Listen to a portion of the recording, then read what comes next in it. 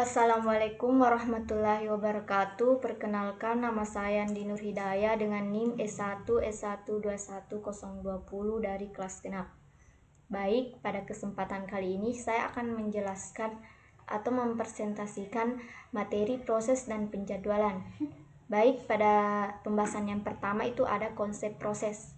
Sebelum itu, kita harus mengetahui apa itu definisi dari proses. Proses didefinisikan sebagai program yang sedang dieksekusi. Menurut Silberhardt, proses tidak hanya sekedar suatu kode program atau text section, melainkan meliputi beberapa aktivitas yang bersangkutan seperti program counter dan stack. Kemudian ada diagram status proses. Berikut ini merupakan gambaran dari diagram status proses. Sebuah proses dapat memiliki 3 status utama, yaitu running, status yang dimiliki pada saat instruksi-instruksi dari sebuah proses dieksekusi. Kemudian yang kedua ada waiting, yaitu status yang dimiliki pada saat proses menunggu suatu sebuah event seperti proses MK. Yang ketiga ada ready, status yang dimiliki pada saat proses siap untuk dieksekusi oleh prosesor. Kemudian terdapat 2 status tambahan, yaitu saat pembentukan dan terminisasi. Yang pertama itu ada new, status yang dimiliki pada saat proses baru saja dibuat. Kemudian yang kedua terminated, yaitu status yang dimiliki pada saat proses telah selesai dieksekusi. Kemudian ada proses control block. Setiap proses digambarkan dalam sistem operasi oleh sebuah prosesor control block PCB, juga disebut sebuah control block. Sebuah PCB ditunjukkan dalam gambar yang ini. Proses control block PCB berisikan banyak bagian dari informasi yang berhubungan dengan sebuah proses yang spesifik, termasuk status proses, program counter, CPU register, informasi manajemen memori, informasi pencatatan, dan informasi status MK. Kemudian pembahasan berikutnya itu pembentukan proses. Saat komputer berjalan, terdapat banyak proses yang berjalan secara bersamaan. Sebuah proses dibuat melalui sistem Calcrete processor yang membentuk proses turunan yang dilakukan oleh proses induk. Proses turunan disebut juga mampu membuat proses baru, sehingga sebuah proses ini pada akhirnya membentuk pohon proses. Ketika sebuah proses dibuat, maka proses tersebut dapat memperoleh sumber daya seperti waktu, CPU, memori, berkas, atau perangkat MK.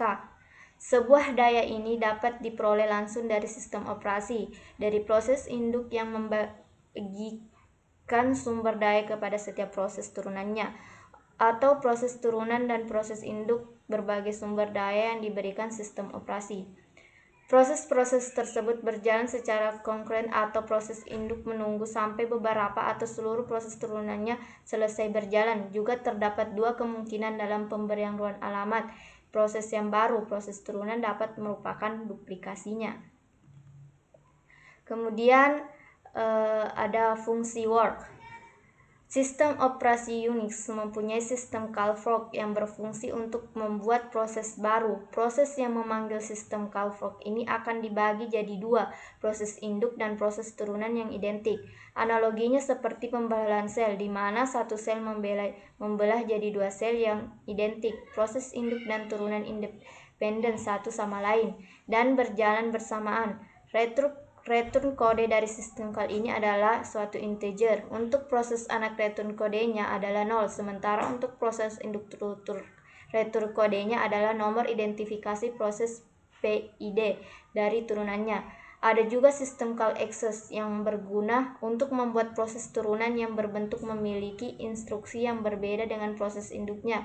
Dengan kata lain, proses induk dan proses turunan tidak lagi identik, tapi masing-masing punya instruksi berbeda. Di samping ini yang paling pojok ini merupakan salah satu contoh dari fungsi work. Berikutnya ada materi terminisasi proses. Suatu proses determinasi ketika proses tersebut telah selesai mengeksekusi perintah terakhir dan determinasi dengan sengaja oleh proses lain. Biasanya proses induk yang melakukan hal ini pada saat terminasi, semua sumber daya yang digunakan oleh proses akan dialokasikan kembali oleh sistem operasi agar dapat dimanfaatkan oleh proses lain. Biasanya proses induk melakukan terminasi sengaja pada turunannya. Alasan terminasi tersebut seperti yang pertama, turunan melampaui penggunaan sumber daya yang telah dialokasikan. Dalam keadaan ini, proses induk perlu mempunyai mekanisme untuk memeriksa status turunannya. 2. Task yang ditugaskan kepada turunan tidak lagi diperlukan. 3. Proses induk selesai dan sistem operasi tidak mengizinkan proses turunan untuk tetap berjalan. Berikutnya ada proses Linux. Sebuah proses adalah konteks dasar di mana semua permintaan user dilayani sistem operasi. Prinsip dasar dari manajemen proses Unix adalah memisahkan dua operasi untuk membuat proses dan menjalankan program baru. Model seperti ini memiliki kelebihan yaitu kesederhanaan dibandingkan harus menetapkan setiap detail dari lingkungan program baru dalam sistem call yang menjalankan program tersebut. Setiap proses memiliki identitas proses yang isinya berupa yang pertama itu PID. PIDs digunakan untuk menetapkan proses ke sistem operasi ketika sebuah aplikasi membuat sistem call untuk sinyal, modifikasi, atau menunggu proses lain. Kedua, credentials. Setiap proses harus memiliki hubungan antara user ID dengan group ID yang menentukan hak sebuah proses untuk mengakses sumber daya sistem dan file. Ketiga, personality. Dapat sedikit memodifikasi semantics of system calls. Baik, pada pembahasan yang kedua itu konsep thread. Sebelum itu saya akan menjelaskan apa itu thread. Thread merupakan cara dari komputer untuk menjalankan dua atau lebih task dalam waktu bersamaan. Sebab pertama itu keuntungan multithreading. Multithreading adalah cara pengeksekusian yang mengizinkan beberapa thread terjadi dalam sebuah proses, saling berbagi sumber daya tetapi dapat dijalankan secara independen. Keuntungan dari sistem yang menerapkan multithreading dapat kita kategorikan menjadi 4 bagian. Yang pertama ada responsif, yaitu aplikasi interaktif menjadi tetap responsif meskipun sebagian dari program sedang diblok atau melakukan operasi lain yang panjang. 2. Berbagai sumber daya, yaitu beberapa thread yang melakukan proses yang sama akan berbagai sumber daya. Yang ketiga, ekonomis. Pembuatan sebuah proses memerlukan pengalokasian memori dan sumber daya. Dan yang keempat, utilisasi arsitektur multiprosesor, yaitu keuntungan dari multithreading dapat sangat meningkat pada arsitektur multiproses, di mana setiap thread dapat berjalan secara paralel di atas prosesor yang berada. Dan selanjutnya itu model multithreading. Beberapa terminologi yang akan dibahas yaitu yang pertama thread pengguna. Thread yang pengaturannya dilakukan oleh pustaka, thread pada tingkatan pengguna. Yang kedua itu thread kernel. Thread kernel yang didukung langsung oleh kernel. Gambar di bawah ini merupakan model-model multithreading. Sketsa dari model-model multithreading. Adapun model-model multithreading, yang pertama itu ada model many to one. Model ini menetapkan beberapa thread tingkatan pengguna ke sebuah thread tingkatan kernel. B. Model one to one. Model ini mematahkan setiap thread tingkatan pengguna ke setiap thread. Ketiga, model many to many. Model ini memultiplex banyak thread tingkatan pengguna ke thread kernel yang jumlahnya sedikit atau sama dengan tingkat pengguna. Kemudian ada pustaka thread. Pustaka thread atau yang lebih familiar dikenal dengan thread library bertugas untuk menyediakan API untuk programmer dalam menciptakan dan memanage thread. Ada dua cara dalam mengimplementasikan pustaka thread. Yang pertama yaitu menyediakan API dalam level pengguna tanpa dukungan dari kernel sehingga pemanggilan fungsi tidak melalui sistem call. Jadi, jika kita memanggil fungsi yang sudah ada di pustaka, maka akan menghasilkan pemanggilan fungsi call yang sifatnya lokal dan bukan sistem call. Kemudian yang kedua, menyediakan API di level kernel yang didukung secara langsung oleh sistem operasi. Pemanggilan fungsi call akan melibatkan sistem call ke kernel. Ada 3 pustaka thread yang sering digunakan saat ini, yaitu POSIX Threads, Java, dan Win32. Pembatalan thread. Thread collection ialah pembatalan thread sebelum tugasnya selesai. Umpamanya, jika dalam program Java hendak mematikan Java Virtual Machine, memberhentikan target thread dapat dilakukan dengan 2 cara. Cara yang pertama yaitu asynchronous cancellation. Suatu thread seketika itu juga membatalkan target thread. Cara yang kedua itu deferred cancellation, yaitu suatu thread secara periodik memeriksa apakah ia harus batal. Cara ini memperolehkan target thread untuk membatalkan dirinya secara terurut. Kemudian alternatifnya adalah dengan penggunaan deferred cancellation. Cara kerja dari deferred cancellation adalah dengan menggunakan suatu thread yang berfungsi sebagai pengindikasi bahwa target thread hendak dibatalkan. Pada umumnya, sistem operasi memperbolehkan proses atau thread untuk dibatalkan secara asinkronus.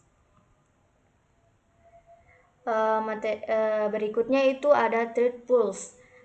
Pada web server yang multithreading, ada 2 masalah yang timbul. Masalah yang pertama itu ukuran waktu yang diperlukan untuk menciptakan thread yang melayani permintaan yang diajukan. Pada kenyataan thread dibuang seketika sesudah ia menyelesaikan tugasnya.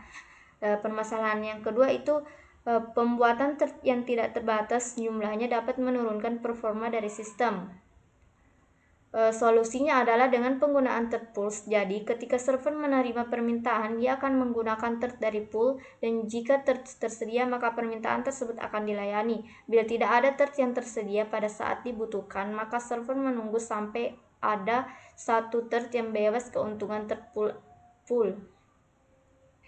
Adapun keuntungan thread pool adalah biasanya lebih cepat untuk melayani permintaan dengan thread yang ada dibandingkan menunggu thread baru dibuat.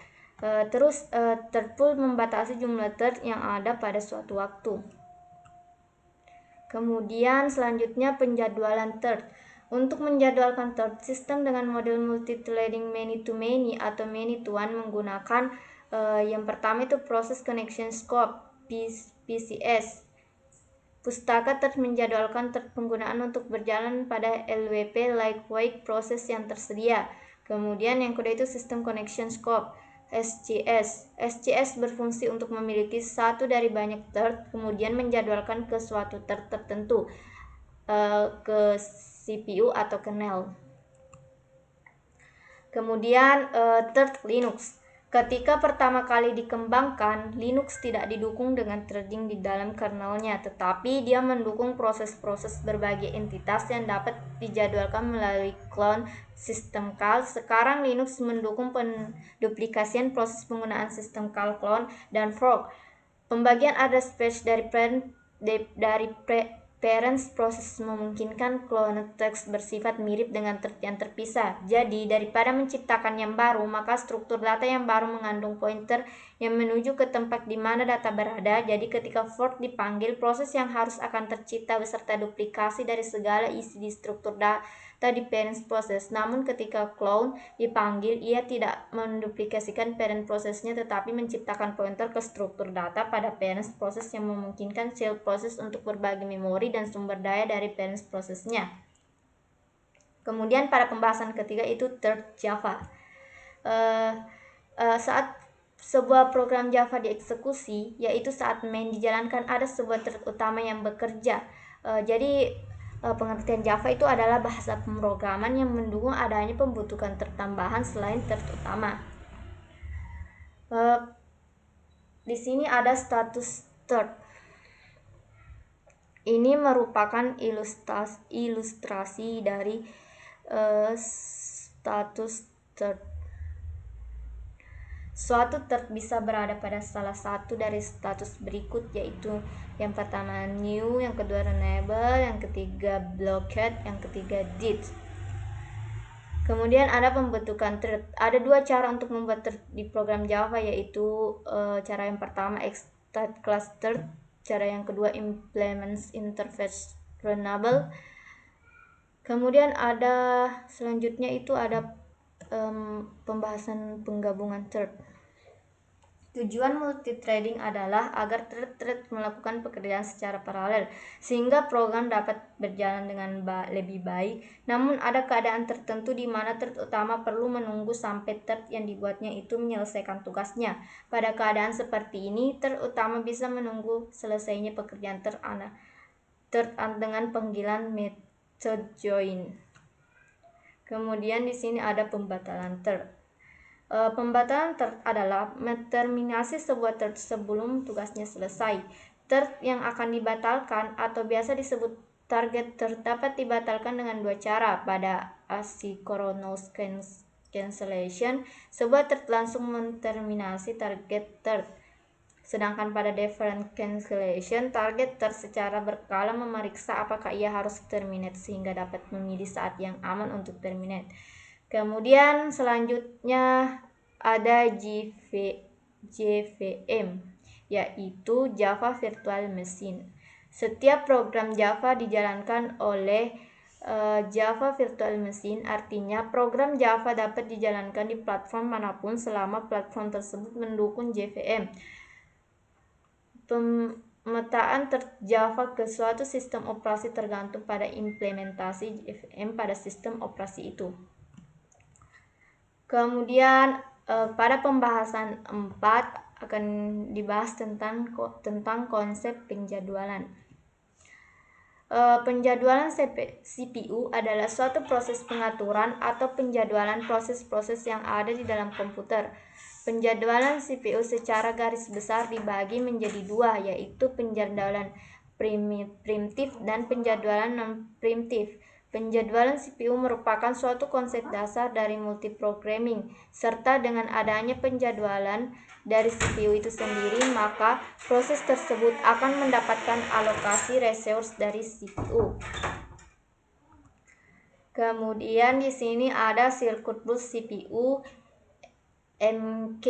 Keberhasilan dari penjadwalan CPU tergantung dari beberapa properti prosesor. Pengeksekusian dari proses tersebut terdiri atas siklus CPU eksekusi dan MK wait. Proses hanya akan bolak-balik dari dua state ini. Inilah yang disebut siklus burst CPU. Pengeksekusian proses di mana dengan burst CPU. Setelah itu diikuti oleh burst MK, kemudian burst CPU lagi, lalu burst MK lagi, dan seterusnya dilakukan secara bergiliran. Gambar ini merupakan ilustrasi dari siklus burst CPU MK. Kemudian di sini berikutnya itu ada penjadwalan primitif. Penjadwalan primitif mempunyai arti kemampuan sistem operasi untuk memberhentikan sementara proses yang sedang berjalan untuk memberi ruang kepada proses yang prioritasnya lebih tinggi. Penjadwalan ini bisa saja termasuk penjadwalan proses atau MK. Penjadwalan primitif memungkinkan sistem untuk lebih bisa menjamin bahwa setiap proses mendapat sebuah slice waktu operasi dan juga membuat sistem lebih cepat merespon terhadap event dari luar. Contohnya seperti ada data yang masuk yang membutuhkan reaksi cepat dari suatu atau beberapa proses. Membuat penjadwalan yang primitif mempunyai keuntungannya, yaitu sistem lebih responsif daripada sistem yang memiliki penjadwalan non-primitif. Berikutnya itu penjadwalan non-primitif. Penjadwalan non-primitif ialah salah satu jenis penjadwalan di mana sistem operasi tidak pernah melakukan context switch dari proses yang sedang berjalan ke proses yang lain. Dengan kata lain, proses yang sedang berjalan tidak bisa diinterrupt. Penjadwalan non-primitif terjadi ketika proses hanya yang pertama itu berjalan dari running state sampai waiting state, kedua itu dihentikan. Kemudian di sini ada dispatcher. Dispatcher adalah modul yang memberikan kontrol CPU kepada proses yang sedang terjadwal. Fungsinya adalah yang pertama itu context switching. mengganti state dari suatu proses dan mengembalikannya untuk menghindari monopoli CPU time. Kedua, switching to user mode dari kernel mode. Ketiga itu lompat dari suatu bagian dari program user untuk mengulang program. Di bawah ini adalah gambar dari timeline dispatcher. Berikutnya itu kriteria penjadwalan. Kriteria yang digunakan dalam menilai adalah yang pertama CPU utilization, yaitu yang kita ingin menjaga CPU sesibuk mungkin. CPU utilization akan mempunyai range dari 0 sampai 100%. Di sistem yang sebenarnya ia mempunyai range dari 40 sampai 100%. Kedua itu throughput, yaitu jika kita mempunyai beberapa proses yang sama dan memiliki beberapa algoritma penjadwalan yang berbeda. Throughput bisa menjadi salah satu kriteria penilaian di mana algoritma yang menyelesaikan proses terbanyak mungkin yang terbaik. Yang ketiga itu turnaround time. Turnaround time adalah jumlah periode untuk menunggu untuk dapat ke memori, menunggu di ready queue, eksekusi CPU, dan melakukan operasi MK. Keempat itu waiting time. Waiting time adalah jumlah waktu yang dibutuhkan proses antrian ready. Kelima itu response time. Response time yaitu waktu untuk memulai memberikan respon, tetapi bukan waktu yang dipakai output untuk respon tersebut. Yang keenam itu fairness. Suatu algoritma harus memperhatikan pengawasan nilai prioritas dari satu proses atau menghindari terjadinya starvation CPU time. Yang ketujuh itu efisiensi rendahnya overhead dalam konteks switching, menghitung prioritas dan sebagainya, menentukan apakah suatu algoritma efisien atau tidak. Selanjutnya pada pembahasan kelima itu ada algoritma penjadwalan. Dalam algoritma penjadwalan ini, algoritma itu dapat dibagi menjadi dua bagian, yaitu bagian yang pertama itu primitif. Jika ada proses yang sedang dieksekusi oleh CPU dan terdapat proses di ready queue dengan burst time yang lebih kecil daripada proses yang sedang dieksekusi tersebut, maka proses yang sedang dieksekusi oleh CPU akan digantikan oleh proses yang berada di ready queue tersebut. Primitive SGF sering disebut juga short remaining time first scheduling. Yang kedua yaitu non-preemptive, yaitu CPU tidak memperbolehkan proses yang ada di ready queue untuk menggeser proses yang sedang dieksekusi oleh CPU meskipun proses yang baru tersebut mempunyai burst time yang lebih kecil. Kemudian di sini ada priority scheduling. Priority scheduling merupakan algoritma penjadwalan yang mendahulukan proses yang memiliki prioritas tertinggi. Setiap proses memiliki prioritasnya masing-masing. Prioritas suatu proses dapat ditentukan melalui beberapa karakteristik antara lain time limit, memory requirement, access file, perbandingan antara burst MK dengan CPU burst dan tingkat kepentingan proses. Priority scheduling juga dapat dijalankan secara preemptif maupun non-preemptif. Pada preemptif, jika pada suatu proses yang baru datang memiliki prioritas yang lebih tinggi daripada proses yang sedang dijalankan, maka proses yang sedang berjalan tersebut dihentikan, lalu CPU dialihkan untuk proses yang baru datang tersebut. Sementara itu, pada non-preemptif, proses yang baru datang tidak dapat mengganggu proses yang sedang berjalan, tapi hanya diletakkan di depan queue. Di sini itu ada contoh salah satu contoh dari priority scheduling. Contoh di sini tuh saya jelaskan ada 5 proses, yaitu P1, P2, P3, P4, P5. Proses P1 memiliki burst time 10 dengan priority 3. Kemudian proses P2 memiliki burst time 1 dan priority-nya 1. Kemudian proses P3 memiliki burst time 2 dan priority 4. Kemudian P4 memiliki burst time 1 dan priority 5. Kemudian proses P5 memiliki burst time 5 dan priority 2. Yang di bawahnya ini merupakan Gantt chart-nya. Baik, untuk menentukan weighting rata-ratanya yaitu dengan menambahkan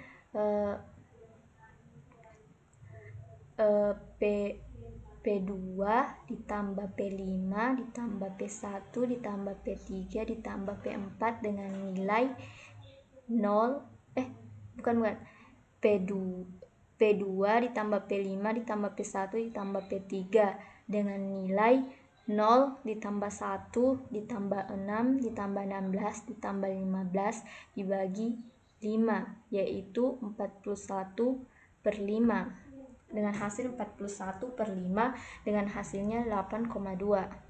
Kemudian untuk mencari T-time-nya yaitu yang pertama itu 1 ditambah 6 ditambah 16 ditambah 18 ditambah 19 bagi 5 itu dengan hasil 60/5 yang hasilnya itu 12. Baik, selanjutnya itu ada pembahasan yang keenam itu penjadwalan proses jamak. Di sini itu penjadwalan master atau slave. Pendekatan pertama untuk penjadwalan proses jamak adalah penjadwalan asimetrik multiprocessing atau bisa disebut juga sebagai penjadwalan master atau slave, di mana pada metode ini hanya satu proses master yang menangani semua keputusan penjadwalan. Proses MK dan aktivitas sistem lainnya dan proses lainnya atau slave hanya mengeksekusi proses. Dalam teknik penjadwalan master atau slave, satu proses penjaga status dari semua proses dalam sistem dan penjadwalan kinerja untuk semua proses slave. Saat slave mengalami sebuah kondisi tertentu seperti meminta MK, proses slave memberi instruksi kepada proses master dan berhenti untuk menunggu perintah selanjutnya. Berikut ini merupakan gambar multiprogramming dengan multiprosesor. Selanjutnya itu affinity dan load balancing. And yang dibahas yang pertama itu affinity. Ada dua jenis affinities processor, yakni soft affinity yang memungkinkan proses berpindah dari satu proses ke proses yang lain. Dan yang kedua itu hard affinity yang menjamin bahwa suatu proses akan berjalan pada proses yang sama dan tidak berpindah. Yang kedua itu ada load balancing. Ada dua jenis load balancing, yakni push migration, yaitu pada kondisi ini ada suatu tes spesifik yang secara berkala memeriksa load dari tiap-tiap prosesor. Jika terdapat ketidakseimbangan, maka dilakukan peralatan dengan memindahkan pushing proses dari yang kelebihan muatan ke prosesor yang idle atau yang memiliki muatan lebih sedikit, yaitu pull migration. Kondisi ini terjadi saat proses yang idle menarik pulling proses yang sedang menunggu dari proses yang sibuk. Kemudian di sini ada sistem symmetric multithreading, yaitu ada sebuah strategi alternatif yang lebih cenderung untuk menyediakan logical proses daripada physical processor. Strategi ini dikenal sebagai SMT, Symmetric Multithreading. SMT yang biasa disebut teknologi hyperthreading dalam proses Intel. Ide dari SMT adalah untuk menciptakan banyak logical processor dalam suatu physical processor yang sama dan mempresentasikan beberapa prosesor kepada sistem operasi. Setiap logical processor mempunyai state arsitekturnya sendiri yang mencakup general purpose dan machine state register. Di bawah ini merupakan sistem dari sistem multithreading.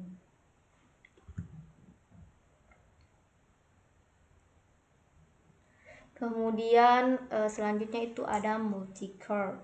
Multi-core multiprosesor adalah kombinasi dua atau lebih proses independen keadaan sebuah integrated circuit. Umumnya multi-core mengisingkan perangkat komputasi untuk memperagakan suatu bentuk third level paralelisme TLP tanpa mengikutsertakan banyak proses terpisah. TLP lebih dikenal sebagai chip level multiprocessing. Gambar di samping ini merupakan gambar multi-core. Gambaran multi-core. Dalam multi-core ini memiliki keuntungan dan kerugian. Adapun keuntungannya yaitu meningkatkan performa dari operasi bootstrapping. Bootstrapping adalah suatu teknik yang digunakan dalam sistem pembagian pemberi distribusi dan multiprosesor yang ditunjukkan untuk mendapatkan koherensi pada cache. Yang kedua itu proses dual core menggunakan sumber daya lebih kecil dibandingkan sepasang prosesor dual core. Yang ketiga itu desain multi-core memiliki resiko desain error yang lebih rendah daripada desain single core. Kemudian adapun kerugiannya itu dalam hal sistem operasi butuh penyesuaian kepada software yang ada untuk memaksimalkan kegunaan dari sumber daya komputasi yang disediakan oleh prosesor multi-core. Kemudian itu kerugiannya itu dari sudut pandang arsitektur. Pemanfaatan daerah permukaan silikon dari desain single core lebih baik daripada desain multi-core. Kemudian ada kerugian yang lain itu pembagian chip multi-core membuat produksinya menjadi menurun karena semakin sulitnya pengaturan suhu pada chip yang padat. Di sini untuk menjelaskan tentang pengaruh multi-core terhadap software. Keuntungan software dari arsitektur multi-core adalah kode-kode dapat dieksekusi secara paralel. Dalam sistem operasi, kode-kode tersebut dieksekusi dalam atau proses-proses yang terpisah. Setiap aplikasi pada sistem berjalan pada prosesnya sendiri sehingga aplikasi paralel akan mendapatkan keuntungan dari arsitektur multi-core. Banyak aplikasi software tidak dituliskan dengan menggunakan thread yang konkuren karena kesulitan dalam pembuatannya. Konkurensi memegang peranan utama dalam aplikasi paralel yang sebenarnya. Adapun langkah-langkah dalam mendesain aplikasi paralel adalah sebagai berikut. Itu yang pertama itu partitioning, yaitu tahap desain ini dimasukkan untuk membuka peluang awal pengeksekusian secara paralel. Kemudian itu communication, tugas-tugas yang telah terpartisi diharapkan dapat langsung dieksekusi secara paralel tapi tidak bisa karena pada umumnya eksekusi berjalan secara independen.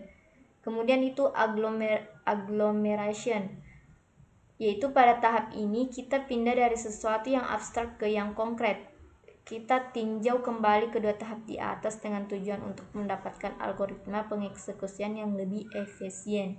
Kemudian itu yang terakhir itu mapping. Dalam tahap yang keempat dan terakhir ini kita menspesifikasi di mana setiap tugas akan dieksekusi. Baik, demikian yang dapat saya presentasikan. Saya akhiri dengan ucapan Assalamualaikum warahmatullahi wabarakatuh.